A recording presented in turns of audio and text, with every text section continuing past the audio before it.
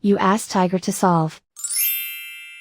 This deals with linear equations with one unknown. The final result is x equals 137/3. Let's solve it step by step. Group all constants on the right side of the equation. Subtract 1/3 from both sides. Group like terms. Combine the fractions.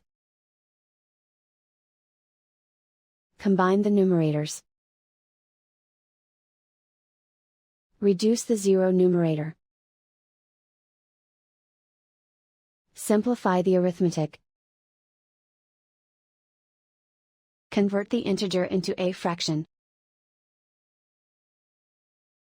Combine the fractions. Combine the numerators. And so the final result is x equals 137/3.